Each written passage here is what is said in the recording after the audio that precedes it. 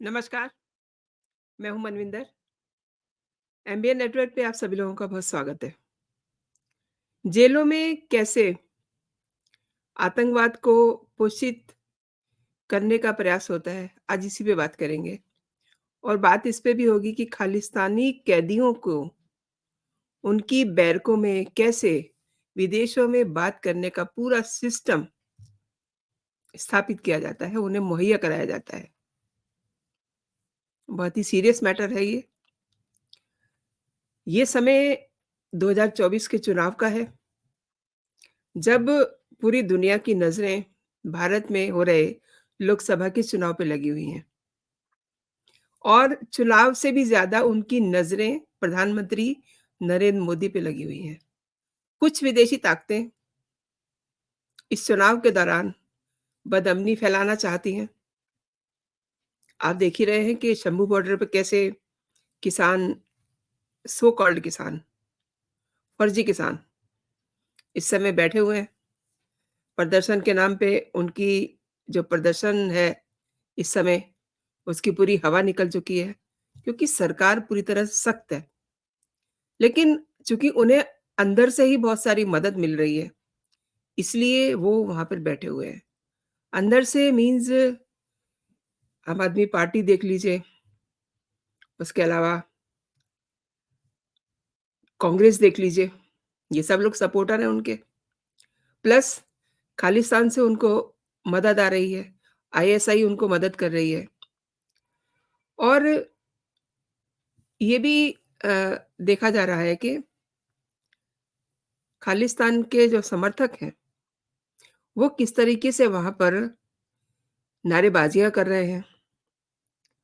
और डल्लेवाल ने तो बहुत साफ-साफ ये कहा कि मोदी का ग्राफ मंदिर के निर्माण के बाद बहुत बढ़ गया है, लिहाजा वो ग्राफ गिराना है। तो ये उनकी जो लाइन है, आप इसे पकड़िए कि ये किस लिए वहाँ बैठे हुए हैं और इस तरीके से भड़काऊ बयान चल रहे हैं। और ऐसे में ये अगर खालिस्तानी कैदियों को जेलों में वो पूरा सिस्टम मुहैया करवा दिया जाए, जिसकी मदद से ये विदेशों में बात कर सके, तो बहुत ही मामला गंभीर हो जाता है। और समझने की बात ये भी है कि चुनाव के दौरान और भारत के सुख शांति के अंदर किस तरीके से ये पलीता लगाने की प्लानिंग्स चल रही हैं खालिस्तान की। आप जानते ही हैं कि खालिस्तान समर्थक वारिस पंजाब दे संगठन के जो प्रमुख हैं, अमृतपाल सिंह, और उनके साथ कई और उनके कट्टरपंथी असम के डिब्रूगढ़ सेंट्रल जेल में बंद हैं।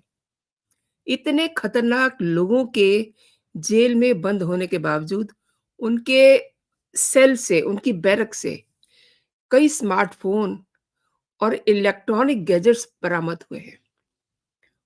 अच्छा, ये मामला इतना सीरियस है कि शुक्रवार को जेल के अधीक्षक निपेन दास को गिरफ्तार कर लिया गया है। और जो खबरें आ रही हैं ना, डिब्रूगढ़ के सेंट्रल जेल में 17 फरवरी ऑफ दिस ईयर 2024 में अमृतपाल के सेल से ये सब सामान मिला था जब जाँच की। उसके पास मोबाइल फ़ोन, जासूसी कैमरे, ऐसी-ऐसी चीज़ें उसको पहुँचाई कैसे गईं? सोचने की बात ये है। बेहद, बेहद लापरवाही का मामला है। और जाँच के बाद जेल के अधीक्षक निपेन दास को गिरफ्तार किया गया और गिरफ्तारी की पुष्टि भी हो गई है। एसवी वीवीआर रेड्डी ने की है इसकी पुष्टि। लेकिन सबसे बड़ा सवाल ये है कि इतने हार्डकोर खालिस्तानी अपराधी, इनके पास ये सामान कैसे पहुँचाया गया?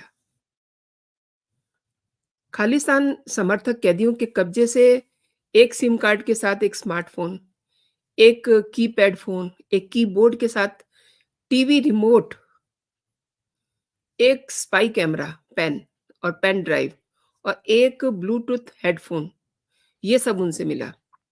और उस समय के असम के डीजीपी जीपी सिंह ने ये कहा था कि डिब्रूगढ़ जेल में एनएसए लगाए बंदियों को रखा गया है।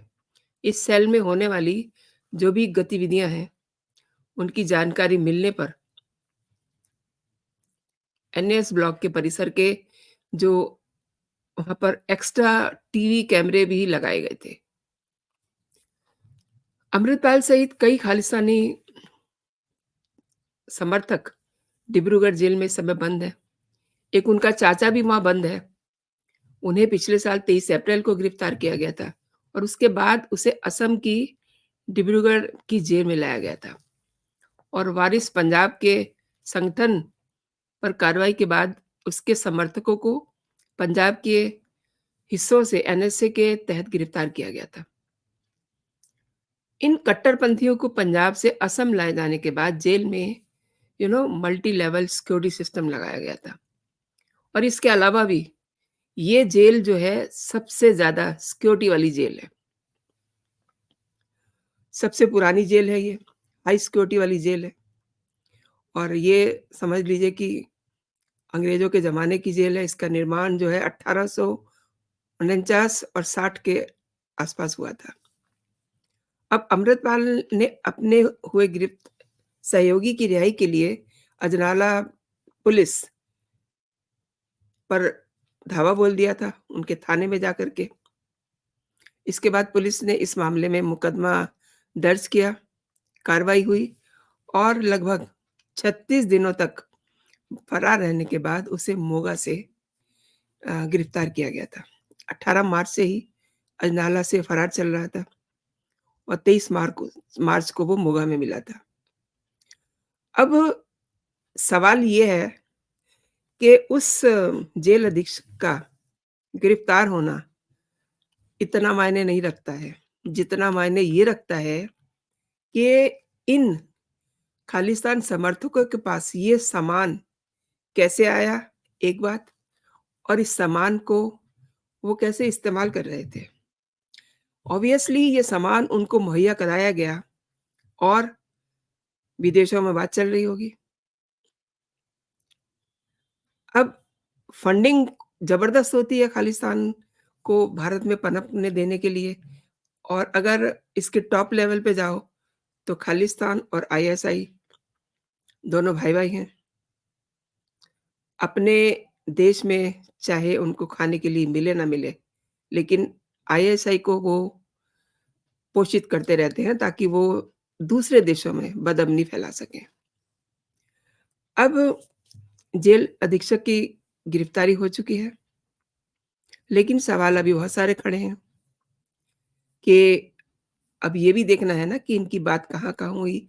वो जो सिम है, उसकी जाँच हो रही है या नहीं हो रही है? ऑब्वियसली उसकी जाँच हो रही होगी। इसके अलावा उनके पास और भी कई सामान मिले हैं। मतलब तमाम आधुनिक गैजेट्स, इलेक्ट्रॉनिक गैजेट्स उनके पास से बरामद हुए हैं। स्मार्टफ़ोन उनके पास से मिला है। अगर आपके पास स्मार्टफ़ोन है, आपके पास हेडफ़ोन है ब्लूटूथ वाला, कहीं भी आप बात कर सकते हैं, किसी को कानो-कान पता नहीं चलेगा। बात ना भी करें, आपने कान पे हेडफ़ोन लगा रखा है, किसी को पता ही नहीं चलेगा आप क्या कुछ सुन रहे हैं। और ये तो तब है जब खुलेआम तंबू बॉर्डर पर खालिस्तान के नारे लग रहे हैं, खालिस्तान के गुब्बारे उड़ाए जा रहे हैं, भिंडरावाले के झंडे लहराए जा रहे हैं। तब ये हाल डिब्रूगढ़ की जेल में है। क्या नहीं समझ में आ रहा था वहाँ के एक तरफ पंजाब के किसानों को टूल बनाया जा रहा है, सो कॉल्ड किसान कहूँगी मैं उनको, फर्जी किसान है वो। और इधर ये वहाँ से क्या उनको कमांड दे रहे थे किसानों को? बहुत सारी बातें इससे निकल के आएँगी जब इसकी पूरी जाँच होगी। फिलहाल तो ये प्राइमरी एक जानकारी है कि वहाँ के जो जेल अधीक्षक हैं, उनकी गिरफ्तारी हो गई है, निपेन दास।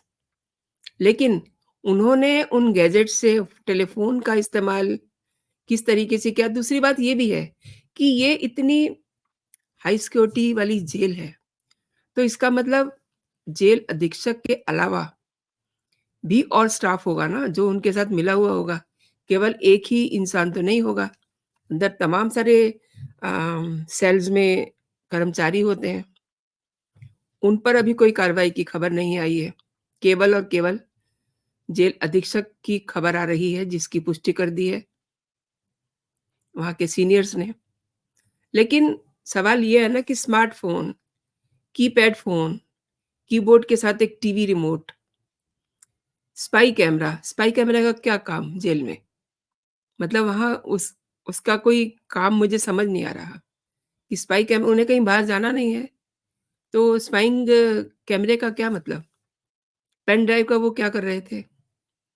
चलिए ठीक है, ब्लूटूथ हेडफ़ोन है, उससे वो बातें सुनते होंगे, लेकिन बाकी और जो चीज़ें हैं, इसका मतलब पेन ड्राइव से उनके पास चीज़ें बाहर से अंदर आ रही होंगी, जहाँ वो अंदर से बाहर भेज रहे होंगे।